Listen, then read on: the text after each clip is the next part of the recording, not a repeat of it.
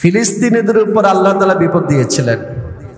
আপনারা অনেকে দেখেছেন বা শুনেছেন, একটা শিশু বলেছিল ইন্তেকালের আগে দিয়া যে আমি সবকিছু আমার আল্লাহকে বলে দেব। সুবহানাল্লাহ বলেন, আমি সবকিছু আমার আল্লাহকে বলে দেব। শিশুরা বলেছিল। এই শিশুর অন্তরে ঈমান দেখেন, আর আমাদের ঈমান অবস্থা কি।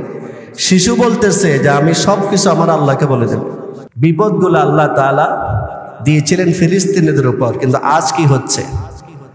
আমেরিকা বর্তমানে এত শক্তিশালী রাষ্ট্র, পৃথিবীর এমন কোনো শক্তি নাই যারা তাদের ক্ষতি করতে পারে। বর্তমানে নাই, ভবিষ্যতে হবে কিনা সেটা আল্লাহ জানেন, কিন্তু বর্তমানে নেই। তো তারপর আল্লাহ পাক রব্বুল আলামিন সবচেয়ে অভিজাত এলাকা আমেরিকা, যেখানে সবচেয়ে বেশি নষ্টামি চলে, যেখানে সবচেয়ে বেশি গানবাদ্য চলে, যেখানে সবচেয়ে বেশি মদপান চলে, সে এলাকাকে আল্লাহ পাক রব্বুল আলামিন আগুন দিয়ে একদম ছাই বানিয়ে দিয়েছে। ফাআলুল লিমা ইউরিদ, আমার আল্লাহ যা ইচ্ছা তাই করতে পারেন, আর করার জন্য কোনো শ্রমিক লাগে না, করার জন্য শক্তি খরচ করতে হয় না। সত্যায়ন টিভি, শুদ্ধতা ছড়াই প্রাণে প্রাণে। দ্বিতীয় কারণ, মানুষের উপর চিন্তা, পেরেশানি, বিপদ আপদ কেন আসে? দ্বিতীয় কারণ, আল্লাহ পাক রব্বুল আলামিন পরীক্ষা নিয়ে থাকেন। কি নিয়ে থাকেন? পরীক্ষা নিয়ে থাকেন। দুনিয়ার দিকে আমরা তাকাইলে দেখি যে কোনো চাকরিজীবীকে পরীক্ষা নেওয়ার আগে চাকরি দেয় না।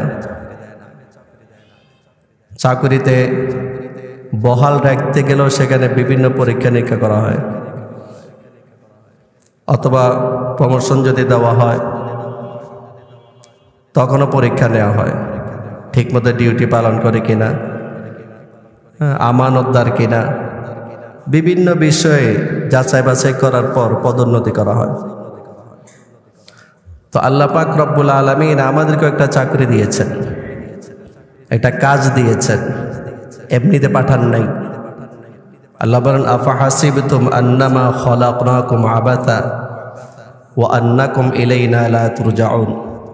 তোমরা কি মনে করেছো যে আমি তোমাদেরকে অযথা সৃষ্টি করেছি, এমনিতে সৃষ্টি করেছি?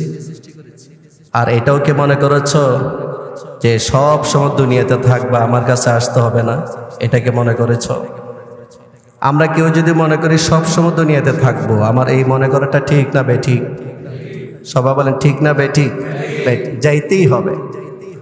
তো একটা চাকরি দিয়েছেন, কাজ দিয়েছেন, সেটা কি? ওয়ামা খলাকতুল জিন্না ওয়াল ইনসা ইল্লা লিয়াবুদুন। আল্লাহ পাক রব্বুল আলামিন বলেন, আমি মানব জাতি আর জিন জাতি, এই দুইটা সম্প্রদায়কে, জাতিকে আমি আমার ইবাদত করার জন্য সৃষ্টি করেছি। সুবহানাল্লাহ। তাহলে আমাদের কাজটা কি ভাই? ইবাদত করা। এটা আমাদের কাজ। এই কাজের বেলা পরীক্ষা আছে। আমাদের যে পদ, এই পদের মধ্যে আল্লাহ তাআলা আরো উন্নতি দান করবেন কিনা পরীক্ষা নেবেন।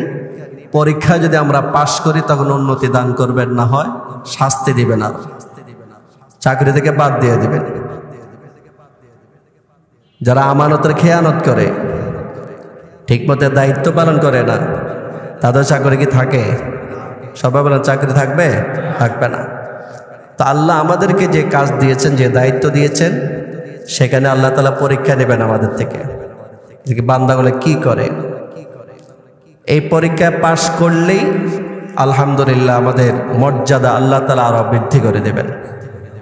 আল্লাহ তাআলা বলেন, পরীক্ষা যে নেবেন, ওয়ালানাবলুওয়ান্নাকুম বিশাইইম মিনাল খাউফি ওয়াল জু'i ওয়া নাকসিম মিনাল আমওয়ালি ওয়াল আনফুসি ওয়াত থামারাত ওয়া বাশশিরিস সাবিরিন। আল্লাহ পাক রব্বুল আলামিন বলেন, আমি অবশ্যই তোমাদের থেকে পরীক্ষা নেব।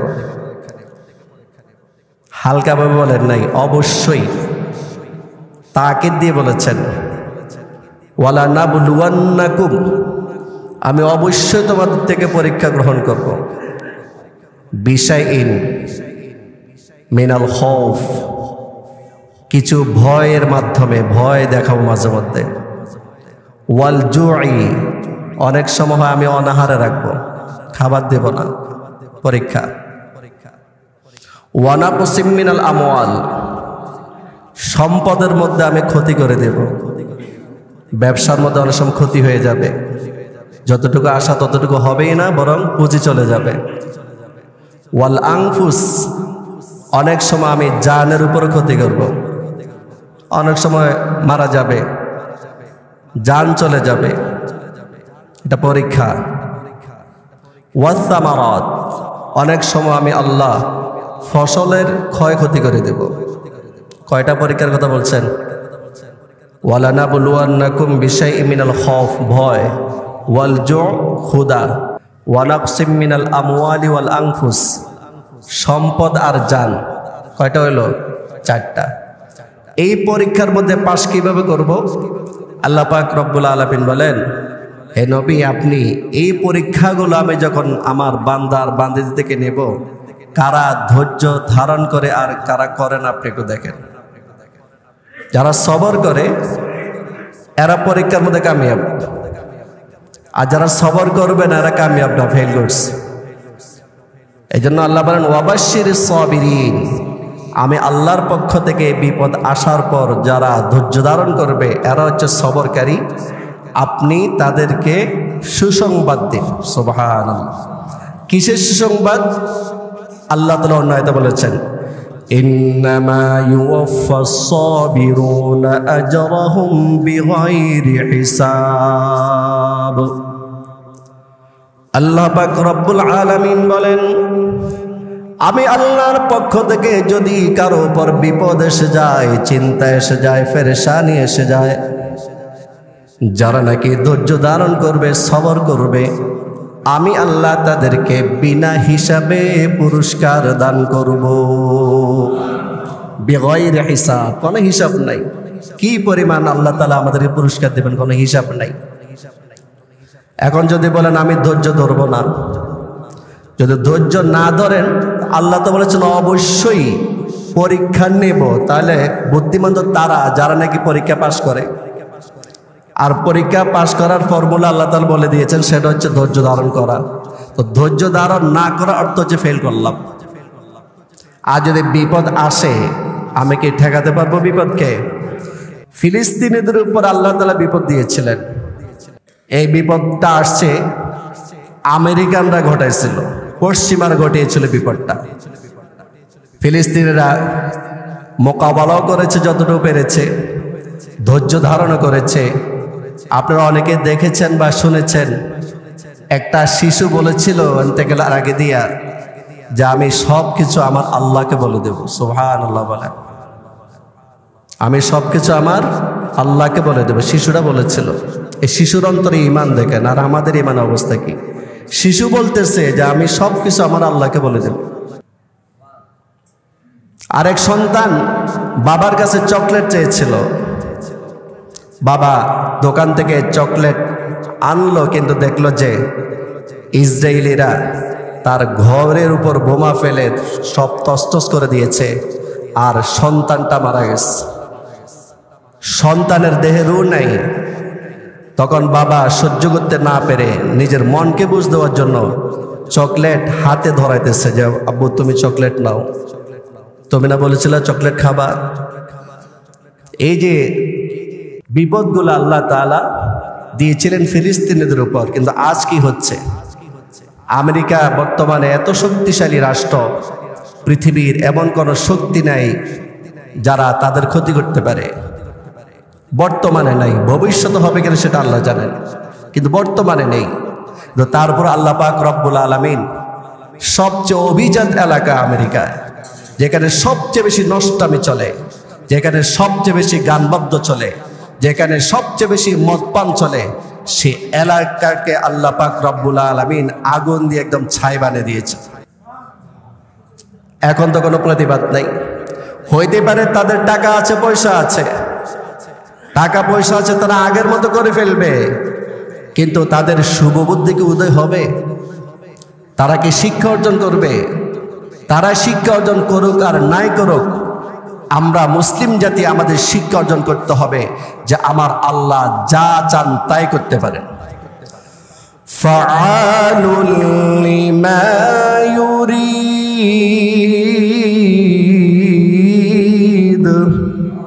আরো আস্তে বলেন আল্লাহু আকবার। ইন্না বাতশা রাব্বিকা লাশাদীদ।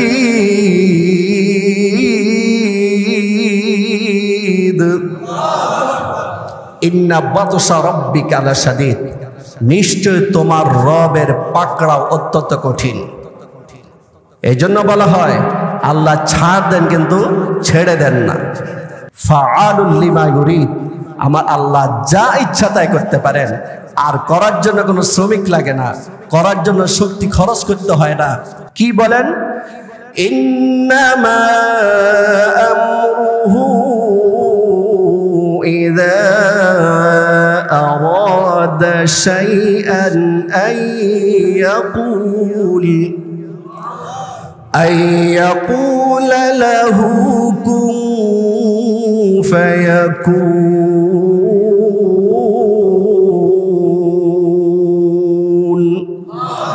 আল্লাহ বলেন যে আমি আল্লাহ কোনো কিছু করা যদি ইচ্ছা করি, তখন আল্লাহ শুধু কি বলেন?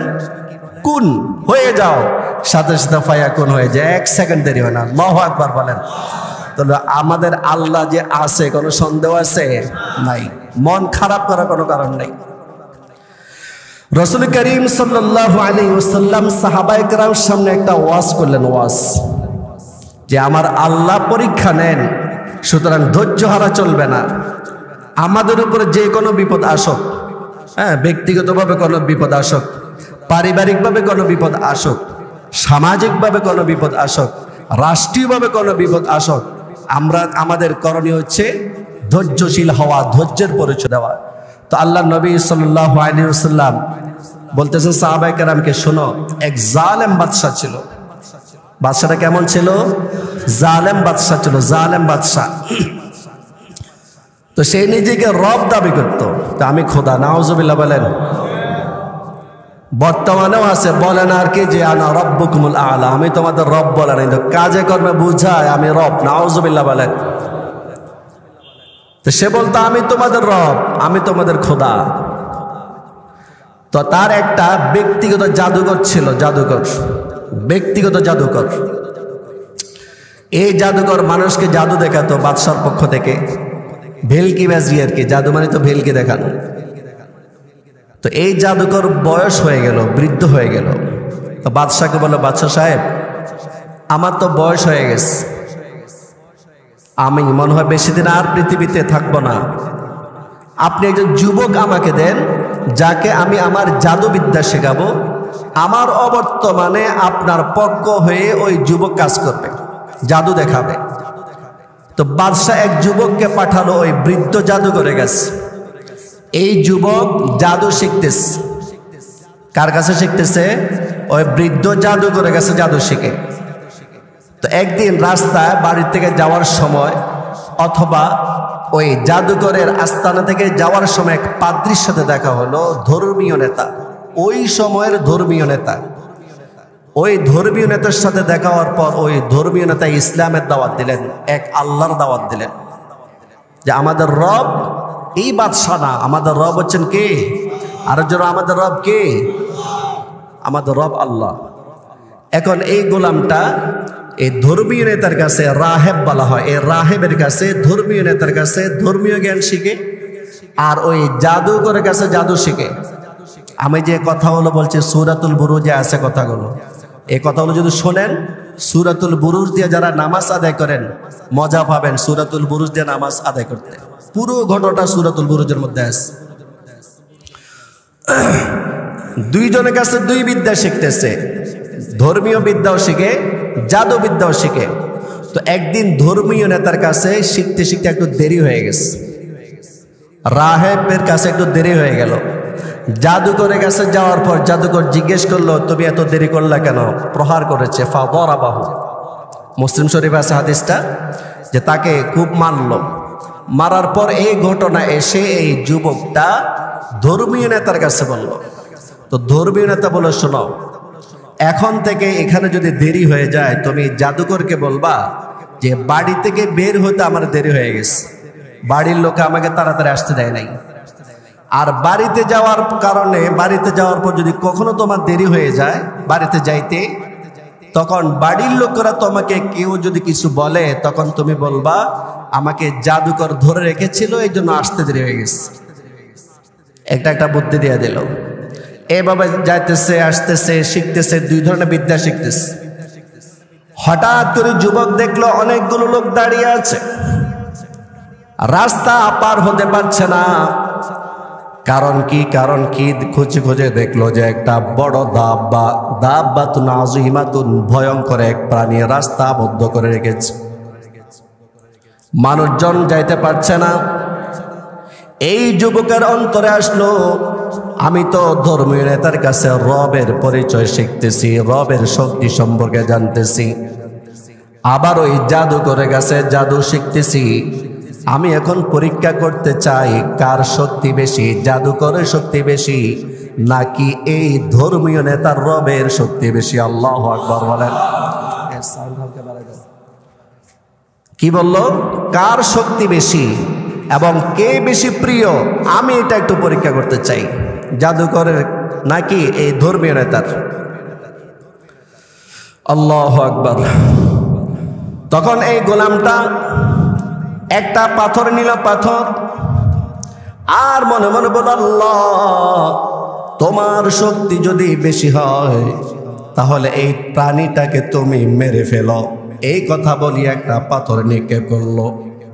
পাথর নিক্ষেপ করার সাথে সাথে প্রাণীটা মরে গেল এবং মানুষগুলো পথ পার হয়ে গেল, রাস্তা পার হয়ে গেল। সুবহানাল্লাহ বলেন।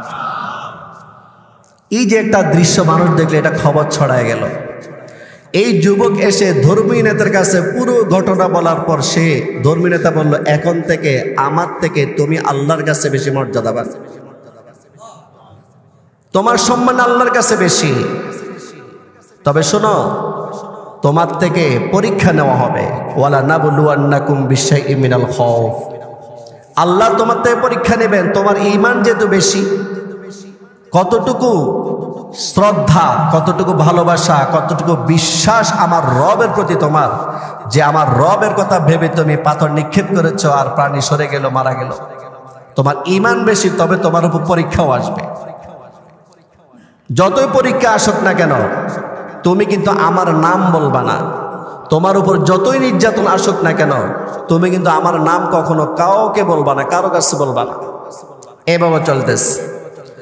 এখন ওই যে বাদশাহ, যে বাদশার বৃদ্ধ জাদুকর ছিল, ওই বাদশার একান্ত আপন একজন লোক, এই লোকটা অন্ধ হয়ে গেল, চোখের দৃষ্টি হারিয়ে ফেলছে। আর আল্লাহ পাক রব্বুল আলামিন এই যুবককে ঈমানের বদলতে এত শক্তি দান করলেন, যে কোনো অন্ধ ব্যক্তির চোখের উপর হাত বুলাই দিলে সে দৃষ্টিশক্তি ফিরে পায়। কোন কুষ্ঠ রোগের শরীরে হাত বুলাই দিলে ওই কুষ্ঠরোগী ভালো হয়ে যায়। এমনকি এমন কোন রোগ নেই যে রোগের চিকিৎসা এই যুবক দিতে পারে না। সুবহানাল্লাহ বলেন। আসলে কি যুবক দিচ্ছে নাকি আল্লাহ দিচ্ছে? কে দিচ্ছে, যুবক নাকি আল্লাহ? আল্লাহ। এই খবরটা চলে গেল ওই বাদশার একান্ত আপন লোকটার কানে। সে অনেকগুলো হাদিয়া নিয়ে আসছে। হাদিয়া নিয়ে এসে বলে, যুবক, যত হাদিয়া আমি নিয়ে এসেছি সব হাদিয়া তোমার, তুমি যদি আমাকে শেফা দান করতে পারো, তুমি যদি আমাকে সুস্থ করে দিতে পারো। যুবক বলল, আমি কাউকে শেফা দান করি না, লা আশফি আহাদান, আমি কাউকে সুস্থতা দান করি না। ইন্নামা ইয়াশফিল্লাহু, সব রোগ থেকে মুক্তি দান করেন একমাত্র আমার আল্লাহ। এই যে আমাদের শিক্ষণীয়। আমি পারি না এগুলো, আমি পারবো না, তবে শেফা দান করবেন আল্লাহ তাআলা। একটা কাজ তুমি করতে পারো, সেটা হচ্ছে তুমি যদি আমার রবের উপরে ঈমান আনো, তাহলে আমি তোমার জন্য আমার রবের কাছে দোয়া করব, আর আমার রব তোমার দৃষ্টিশক্তি ফিরাই দিবেন। এখন এই অন্ধ লোকটা আল্লাহর উপর ঈমান আনলো, তখন দোয়া করা হলো। দোয়া করার সাথে সাথে ফাশাফাহুল্লাহু, আল্লাহ পাক রব্বুল আলামিন ওই অন্ধ ব্যক্তিটার দৃষ্টিশক্তি ফিরিয়ে দিলেন। এখন কোথায় যাবে? সে তো এখন দৃষ্টিশক্তি ফিরে পেল। কার কাছে যাবে? বাদশার কাছে যাবে। আগে যে চেয়ারে বসতো বাদশার একদম কাছাকাছি, ওই চেয়ারে গিয়ে বসলো। বাদশাহ প্রশ্ন করল, কে তোমার দৃষ্টিশক্তি ফিরিয়ে দিয়েছে বলো? বলল যে কেন?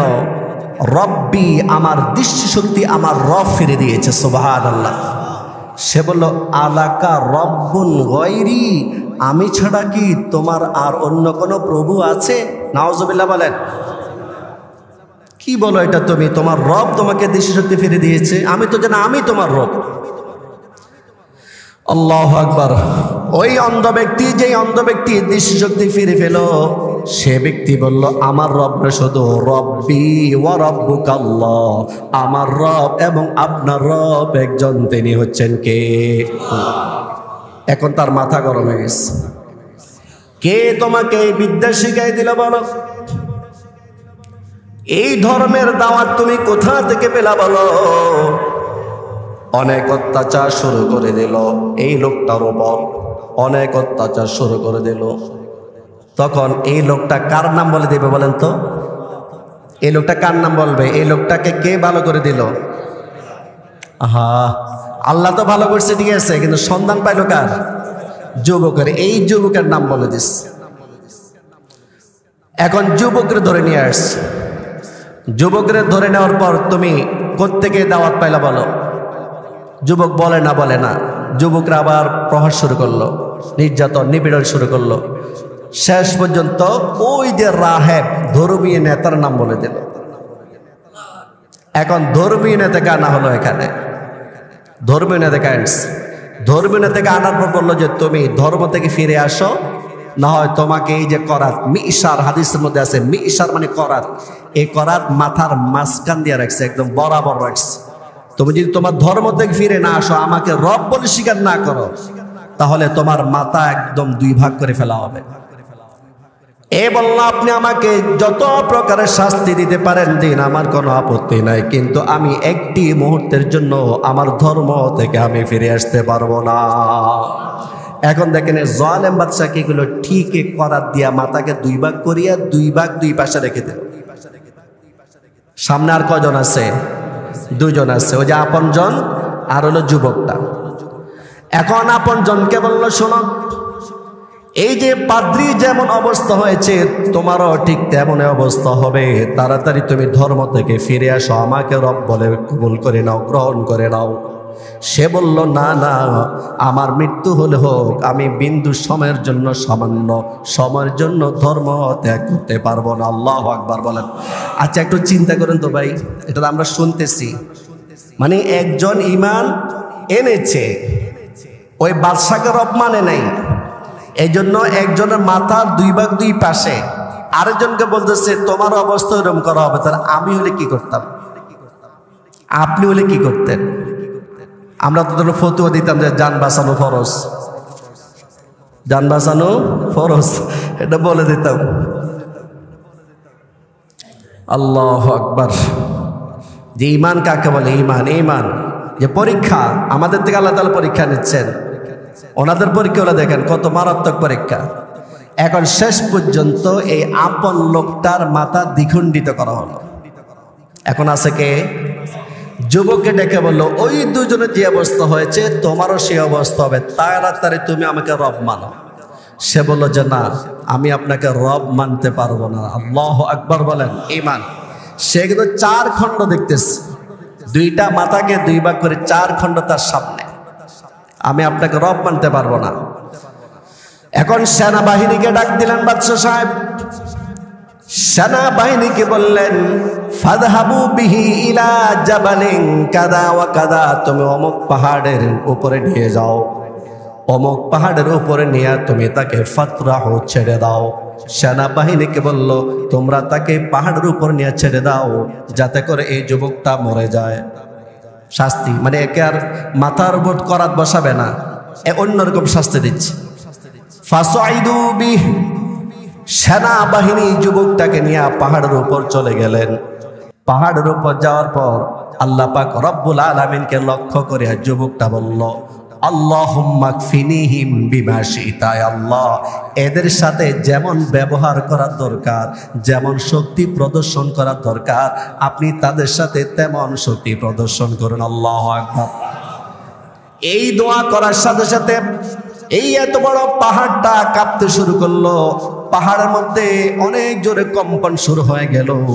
এত জোরে কম্পন, এত জোরে কাঁপতেছিল, ওই লোকগুলো পাহাড় থেকে পড়ে সাথে সাথে মারা গেল। আল্লাহু আকবার বলেন। বলেন তো ওই পাহাড়ের যুবকটা ছিল কি ছিল না? এই লোকটার কিছু হয় নাই। এই লোকটা হাদিসে রাসূল বলেন এই লোকটা হাঁটতে হাঁটতে বাদশার কাছে গেছে। সুবহানাল্লাহ বলেন। মানে ঈমান কাকে বলে? ঈমান কাকে বলে? পালাই নাই। কিন্তু আমরা তো নিজের জীবন বাঁচানোর জন্য কখনো ঘর থেকে পালাই, কখনো গ্রাম থেকে পালাই, কখনো থানা থেকে পালাই, কখনো জেলা থেকে পালাই, কখনো দেশ থেকেও পালিয়ে যায়। ঠিক কিনা জোরে বলেন। এই লোকটা কার কাছে গেল? বাদশার কাছে গেল। বাদশা বলে কি ব্যাপার, যারা ফিরে আসার দরকার তারা ফিরলো না, তুমি তো ফিরে আসার কথা না, তুমি ফিরে আসলা কেন? তো সে পুরো ঘটনাটা বলল। এখন আবার সেনাবাহিনী ডাকলেন বাদশাহ, বলল যে তাকে বাহারুন নদীর মাঝখানে নিয়ে যাও, একটা নৌকা দিয়া নদীর মাঝখানে নিয়ে নৌকাটা উল্টায় তাকে ফেলে দেবা, নৌকাটা ফেলে দেবা, বা তোমরা নৌকা থেকে ফেলে দেবা। সেনাবাহিনী নদীর মাঝখানে নিয়ে গেল। ওই নৌকার মধ্যে যুবকটাও আছে, সেনাবাহিনীও আছে। যখন নৌকা নদীর মাঝখানে গেল, এই যুবক আবার দোয়া করল, আল্লাহুম্মা কফিনিহিম বিমা শিতা। আল্লাহ, এই সেনাবাহিনীর সাথে আপনি এমন আচরণ করুন যে আচরণ করলে তাদের শিক্ষা হয়। নবীজি বলেন সাথে সাথে নৌকাটা পুরো উল্টে গেছে। পুরো উল্টে গিয়া ওই সেনাবাহিনীর সব লোক মারা গেছে। আর আল্লাহ তাআলার কি দয়া, আর কি রহম, কি কুদরত, এই যুবকটা সুন্দরভাবে নদীর কিনারে চলে আসছে। আবার বাদশার কাছে চলে গেছে। বাদশা বলল কি ব্যাপার, প্রথমবার যেমন এখনো তেমন হলো, কি ব্যাপার? আমার সেনাবাহিনীর কি অবস্থা হলো, তুমি কেন মারা যাচ্ছ না বলো? বলল যে আপনি আমাকে মারতে পারবেন না। আল্লাহু আকবার বলেন। তবে আমার একটা পরামর্শ, আমার পরামর্শ অনুযায়ী যদি আপনি চলেন তাহলে আমাকে মারতে পারবেন, এর আগে না। কি পরামর্শ? বলল যে আপনি সমস্ত অনেকগুলা লোককে একটা মাঠে, ফি সাইদিন ওয়াহিদিন, বিশাল একটা মাঠে অনেকগুলো মানুষকে একত্রিত করবেন, আর আমার তীরদানি দিকে একটা তীর নিবেন। ওই তীরটা নেওয়ার পর একটা বলবেন বিসমিল্লাহি রাব্বিল গোলাম। কি পড়বেন? বিসমিল্লাহি। কারণ ওই বাদশার দাবি ছিল সে রব, আর এর কথা না আপনি রব না, আমার রব আল্লাহ। আপনি বলবেন বিসমিল্লাহি রাব্বিল গোলাম, আমি গোলামের রবের নাম নিয়ে তীর নিক্ষেপ করছি। এই বলিয়া যদি আপনি আমাকে তীর নিক্ষেপ করেন, আর একটা শুলিতে চড়াবেন, শুলিতে চড়ায় যদি এইভাবে তীর নিক্ষেপ করেন, দেখবেন আমার ইন্তেকাল হয়ে যাবে। তবে কথা একটা, অনেকগুলো মানুষের সামনে আপনি আমার রবের নাম নিয়ে তীরটা নিক্ষেপ করতে হবে। আল্লাহু আকবার বলেন। বাদশা তাই করলো। হাদিসে আছে নবীজি বলেন বাদশা যখন বিসমিল্লাহি রাব্বিল গোলাম পাঠ করলো আর তীর নিক্ষেপ করলো, তখন এই যে কানের লতি, এই যে নিচে যে বাঘটা নরম অংশ, এই নরম অংশ দিয়া তীরটা ঢুকছে আর যুবক মারা গেছে। আচ্ছা বলেন তো, এখানে তীর ঢুকলেই মানুষ মারা যায়? এটা কেটে ফেলে দিলে তো মানুষ মারা যাবে না। কিন্তু এখানে আসল উদ্দেশ্য যে আল্লাহ যে পারেন সব কিছু, সেটা দেখাচ্ছে। ঈমান কাকে বলে? লোকটা যখন মারা গেল, যত মানুষ আছে সবাই বলতে লাগলো আমান্না বিরাব্বিল গোলাম, আমান্না বিরাব্বিল গোলাম, আমান্না বিরাব্বিল গোলাম।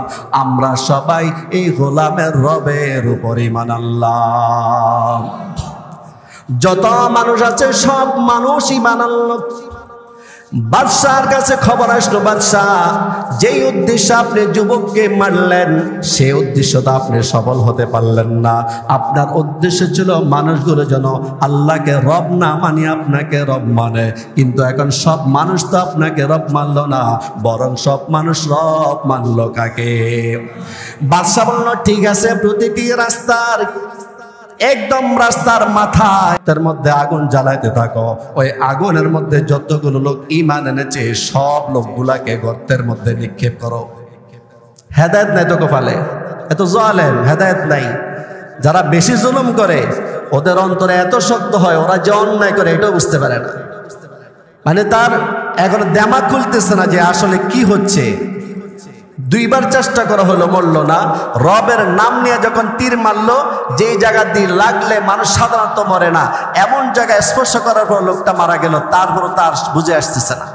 এখন সে গর্তগুলো আগুন জ্বালালো, আর মোমেন যারা ঈমান এনেছিল একে একে নারী পুরুষ সবাইকে ওই গর্তের মধ্যে ফেলতেছে। নাউযুবিল্লাহ বলেন। এক মা আসলো কোলে শিশু। এই মহিলা চিন্তা করলো, আমি যদি গর্তের মধ্যে ঝাঁপ দিই তাহলে আমার এই শিশু সন্তানের কি হবে। একটু চিন্তা করে দেখুন, মা এবং বাবার কাছে সন্তান অনেক আদরের হয়, অনেক প্রিয় হয়। দুধের শিশু কোলে আছে, এই অবস্থায় মা যদি আগুনের মধ্যে ঝাঁপ দেয়, দিতে তো হবে বাদশার নির্দেশ, আর শিশুটার কি অবস্থা হবে। মা চিন্তা করতেছিল, হঠাৎ করে শিশুর জবান খুলে দিল কে? শিশুটা বলে দিল, ইসবিরি, হে আমার মা, আপনি ধৈর্য ধারণ করুন। আল্লাহু আকবার। ইন্নাকি আলাল হাক্কি, আপনি হকের উপর আছেন, আপনি সঠিক রাস্তার উপর আছেন, আপনি চিন্তা করবেন না, বরং আপনি তাড়াতাড়ি আগুনে ঝাঁপ দিয়ে দিন। আল্লাহু আকবার। তাফসীরে কিতাবের মধ্যে আছে, যতগুলো মুমিন পুরুষ আর নারী আগুনে ঝাঁপ দিয়েছিল, আগুন স্পর্শ করার আগে আগে আল্লাহ পাক রব্বুল আলামিন প্রত্যেকের রূহটা নিয়ে নিয়েছিলেন। আল্লাহু আকবার বলেন। শুধু মরা দেহটা পড়ে আসছিল আগুনে। আর এই অবস্থার মধ্যে ওই কাফের আর মুশরিকরা কি করতেছে? মুমিনদের সাথে যেগুলো করা হচ্ছে তামাশা দেখতেছে, আনন্দ ফুর্তি করতেছে। আল্লাহ বলে, আনন্দ ফুর্তি দেখাবো। আমেরিকার যেভাবে ধরছে, এভাবে হঠাৎ করে গর্ত থেকে আগুন বার হইয়া তাদেরকে ধরলো। আল্লাহু আকবার বলেন। একটা লোকও বাঁচতে পারেনি, সবগুলাকে আগুনে জ্বালায় ছাই বানায় দিস। এখন দেখেন, আমি সূরা বুরুজের তরজমাটা পড়তেছি, দেখেন এই কথাগুলো আছে কিনা। আল্লাহ তাআলা 4টা শপথ করেছেন। 4টা শপথ করে আমি যে কথাগুলো আপনাদের এতক্ষণ শোনালাম, এগুলো আল্লাহ তাআলা বলতেছে। দেখেন, ওয়াসসামাই যাতিল বুরুজ। সামাউন মানে আকাশ, বুরুজ মানে নক্ষত্র, বড় বড় নক্ষত্র। আল্লাহ তাআলা বলেন, আমি আকাশের শপথ করে বলছি যে আকাশের মধ্যে বড় বড় নক্ষত্র আছে। সুবহানাল্লাহ বলেন। ওয়াল ইয়াউমিল মাউউদ, আমি আল্লাহ প্রতিশ্রুত দিনের শপথ করে বলছি। ভালোভাবে খেয়াল করুন। ওয়াল ইয়াউম, ইয়াউম মানে দিবস, মাউউদ মানে যেই দিবসের ওয়াদা দেওয়া হয়েছে, প্রতিশ্রুতি দেওয়া হয়েছে, প্রতিশ্রুত দিবস, তার মানে কিয়ামত দিবস। আল্লাহ কি বললেন? আমি আকাশের শপথ করে বলছি, আমি কিয়ামত দিবসের শপথ করে বলছি। কয়টা শপথ হলো? 2টা। ওয়া শাহিদি ওয়া মাশহুদ, শাহিদ আমি শুক্রবারের শপথ করে বলছি। ওয়া মাশহুদ, আমি আরাফার দিনের শপথ করে বলছি। কয়টা শপথ হলো? 1 নাম্বার বলেন, 1 নাম্বার। 2 নাম্বার, 1 নাম্বার আকাশ বলছিলাম, 2 নাম্বার কিসের? প্রতিশ্রুত দিবসের, তার মানে কিয়ামত দিবসের। 3 নাম্বার শুক্রবার দিনের। 4 নাম্বার আরাফাত দিনে। কয়টা শপথ করলেন? এই 4টা শপথ করে আল্লাহ তাআলা বলেন, কুতিলা আসহাবুল উখদুদ, গর্তওয়ালারা ধ্বংস হয়েছে। এই যে আমি যে এতক্ষণ আপনাদেরকে বিশাল একটা ঘটনা শুনাইলাম, কুতিলা আল্লাহ বলেন কতল হয়েছে, ধ্বংস হয়েছে, অভিশপ্ত হয়েছে আসহাবুল উখদুদ, গর্তওয়ালারা, যারা গর্ত করছিল। ওই যে মুমিনদেরকে গর্তে ফেলাইছিল, আগুনে পোড়াইছিল, এরা কুতিলা, এরা ধ্বংস হয়েছে, এরা অভিশপ্ত হয়েছে। এরা কারা? আন-নারি যাতিল ওয়াকুদ, যারা নাকি অনেক ইন্ধন দিয়ে আগুন প্রজ্বলন করেছিল, অগ্নি সংযোগ করেছিল, এরা সবাই ধ্বংস হয়েছে। এরা আবার কি করলো? ইদহুম আলাইহা কুউদ, এরা ওই গর্তের আশেপাশে বসে রয়েছে। কি করে? ওয়াহুম আলা মা ইয়াফআলুনা বিল মুমিনিনা শুহুদ, মুমিনদের সাথে কি কি করা হচ্ছে এরা খেল তামাশা দেখতেছে, আনন্দ ফুর্তি করতেছে। পুরা কথাটা সূরা বুরুজের মধ্যে আছে নাকি আমি নিজের থেকে বানায় বলছি? এখন আল্লাহ তাআলা বলেন, ইন্নাল্লাযীনা ফাতানুল মুমিনিনা ওয়াল মুমিনাতি থুম্মা লাম ইয়াতুবু ফালাহুম আযাবু জাহান্নামা ওয়া লাহুম আযাবুল হারিক। গর্তওয়ালারা আসহাবে উখদুদ বলা হয়। জালেম বাদশার এই লোকগুলাকে আসহাবে উখদুদ, যারা নাকি গর্তের মধ্যে মুমিন আর নারী আর পুরুষদেরকে কষ্ট দিয়েছিল, আগুনে পুড়িয়ে মারছিল, আল্লাহ পাক রব্বুল আলামিন এদের ব্যাপারে বলেন, যারা নাকি মুমিনদের উপর নিপীড়ন চালিয়েছিল, জুলুম করেছিল, তারা যদি তওবা না করে, ফালাহুম আযাবু জাহান্নাম, তাদের জন্য রয়েছে জাহান্নামের শাস্তি, ওয়ালাহুম আযাবুল হারিক, তাদের জন্য রয়েছে দহন যন্ত্রণা। দুইটা কথা, জাহান্নামের শাস্তি আর দহন যন্ত্রণা। এখানে একটা জিনিস খেয়াল করেন, মুমিনদেরকে এত কষ্ট দিল জালেম বাদশা লোকগুলা, জালেম বাদশা আগুনে জ্বালাই দিল। আল্লাহ তাআলা বলেন, ইন্নাল্লাযীনা ফাতানুল মুমিনিনা ওয়াল মুমিনাত, যারা নাকি মুমিন পুরুষ আর মুমিনা নারীদেরকে কষ্ট দিয়েছে, নিপীড়ন চালিয়েছে এদের উপর, সুম্মা লাম ইয়াতুবু, অতঃপর তওবা করে নাই, এদের জন্য জাহান্নামের শাস্তি। তার মানে হাসান বসরি রহমতুল্লাহ আলাইহি বলেন, এর অর্থ হচ্ছে আল্লাহর অন্তরে এত দয়া, এত দয়া, আল্লাহ তাআলা তাদেরকে তওবার দাওয়াত দিয়েছেন, হে আমার বান্দারা, হে জালেম বান্দারা, তোমরা যদি এই অবস্থায় যদি তওবা করো, আমি আল্লাহ তোমাদেরকে মাফ করে দেব। কিন্তু তওবা যদি না করো, সুম্মা লাম ইয়াতুবু, তওবা যদি না করো, তখন ফালাহুম আযাবু জাহান্নাম ওয়া লাহুম আযাবুল হারিক, এদের জন্য রয়েছে জাহান্নামের শাস্তি। আর যারা ঈমান আনছে তাদের কি অবস্থা হবে? আল্লাহ বলেন, ইন্নাল্লাযীনা আমানু ওয়া আমিলুস সলিহাতি লাহুম জান্নাতুন তাজরি মিন তাহতিহাল আনহার। আল্লাহ পাক রব্বুল আলামিন বলেন, যারা ঈমান এনেছে এবং নেক আমল করেছে, আমি আল্লাহ তাদেরকে এমন জান্নাত দান করব, যে জান্নাতের তলদেশে নির্ঝরণী সমূহ প্রবাহিত রয়েছে। যালিকাল ফাওজুল কাবীর, আর এটাই হচ্ছে মহা সাফল্য। আল্লাহু আকবার বলেন। তাহলে কি বুঝলাম? আমাদের উপর বিপদ আপদ আসে, কয়েকটা কারণ আছে। গত জুমা আমি একটা কারণ বলেছিলাম, সে কারণটা হচ্ছে আমাদের গুনাহের কারণে আসে। আর আজকে আরেকটা কারণ বললাম, সেটা হচ্ছে পরীক্ষা। এ পুরো আলোচনা আজকে দ্বিতীয় কারণ, বান্দা এবং বান্দির উপর বিপদ আসার 2 নাম্বার কারণ কি? 1 নাম্বার কারণ কি? গুনাহ। 2 নাম্বার কারণ কি? পরীক্ষা। আগামী শুক্রবার ইনশাআল্লাহ 3 নাম্বার কারণ বলা হবে, বান্দা বান্দির উপর কেন বিপদ আসে। তখন আমরা মিলাবো যে আসলে আমার উপর এত বিপদ আসে কেন। আমরা তো বিপদ আসছে হুজুরের কাছে, হুজুর কি যে করি। আল্লাহ শুধু আমারে দেখে, আর কেউ দেখে না। সন্তান মারা গেলে বলে, আল্লাহ কত ছেলে আছে, কত মেয়ে আছে, তুমি শুধু আমার ছেলেরে দেখলা, আমার মেয়েরে দেখলা। এই যে অভিযোগগুলো আল্লাহর উপর অভিযোগ করার আগে আমি আমার উপর অভিযোগ করবো। 3 কারণে কোনো এক কারণ আমার মধ্যে আছে কিনা। আর ফিলিস্তিনিদের জন্য দোয়া করব। কাদের জন্য দোয়া করব? ফিলিস্তিনের দোয়া করব। আর আমেরিকার এখন যে অবস্থা, আমরা দোয়া করে আল্লাহ তাআলা তাদেরকে হেদায়েত দান করুক। এই যে মোমেনদের এত কষ্ট দেওয়ার পর আল্লাহ তাআলা বলেন, যারা তওবা করে নাই, তার মানে এই যে ফিলিস্তিনিদেরকে যারা কষ্ট দিয়েছে ইসরায়েল, তারা যদি তওবা করে ঈমান আনে, আমেরিকার এই লোক যারা নাকি সহায়তা করেছে, তারাও যদি তওবা করে ঈমান আনে, তাহলে আল্লাহ যদি ক্ষমা করে দেন, আল্লাহর কি লস হবে? লস হবে না। আল্লাহ পাক রব্বুল আলামিন আমাদের সবাইকে বুঝার এবং আমল করার তৌফিক দান করুন। ওয়া আখিরু দাওয়ানা